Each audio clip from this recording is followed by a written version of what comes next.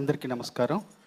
ముందుగా పెద్దలు విశ్వప్రసాద్ గారికి నమస్కారం, రాణా గారికి, రవికిరణ్ గారికి, బండి సంజయ్ గారికి. మిమ్మల్ని రీల్స్లో ఎక్కువ చూస్తుంటాను. అట్లాగే రోషన్, సాక్షి ఇద్దరికి మనస్ఫూర్తిగా నా అభినందనలు, శుభాకాంక్షలు. హర్ష గారికి, దర్శకులు శశి గారికి, అట్లాగే మారుతి గారికి.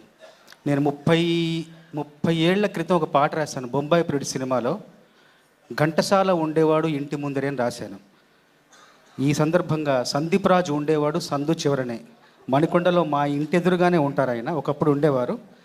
చాలా చాలా చాలా అత్యంత ప్రతిభావంతుడు, సున్నితమైన హృదయం కల దృఢమైన భావుకుడు ఆయన.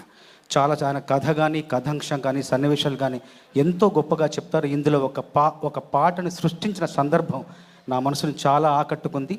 ఈ పాట రాసింది మారేడుమిల్లిలో. మారేడుమిల్లి నాకు జీవితాంతం గుర్తుంటుంది. ఎందుకంటే ఈ పాట పుట్టిన చోటుగా మారేడుమిల్లి నేను మర్చిపోలేను. అంత మంచి పాట సృష్టించే అవకాశం ఇచ్చిన సందీప్ గారికి, కాలభైరవకు మనస్ఫూర్తిగా ధన్యవాదాలు. ఇలాంటి వేదికల మీదకి రావాలంటే ధైర్యం ఇచ్చే 4 మాటలు అవసరం ఉంటాయి. ఆ 4 మాటలు ఈ పాటలో రాశాను. చందమామ వెలుగిస్తుంది ఏ సడి లేక, సవ్వడి లేక, అలజడి లేక, నిండు ప్రేమ వెలికొస్తుంది ఏకాంతంగా, నిస్వార్థంగా, నిశ్శబ్దంగా. పువ్వుల్లోనా ధ్వని ఉంటుందా, రంగుల్లోనా ధ్వని ఉంటుందా, శ్వాసల్లోనా ధ్వని ఉంటుందా, ప్రాణంలోనా ధ్వని ఉంటుందా, ప్రేమల్లోనా ఈ శబ్ద కాలుష్యాల అవసరముందా.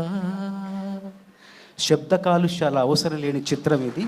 కాకపోతే ఈ సినిమా తాలూకు నిశ్శబ్ద విజయ శబ్దం మాత్రం చాలా భారీగా, ఘనంగా వినిపించబోతుందన్న ఒక నమ్మకంతో, విశ్వాసంతో ఈ చిత్రంలో పాట రాసే అవకాశం ఇచ్చిన సందీప్ గారికి, అట్లాగే కాలభైరవకి మనస్ఫూర్తిగా ధన్యవాదాలు తెలియజేసుకుంటూ, విశ్వప్రసాద్ గారు కూడా మనస్ఫూర్తిగా ధన్యవాదాలు.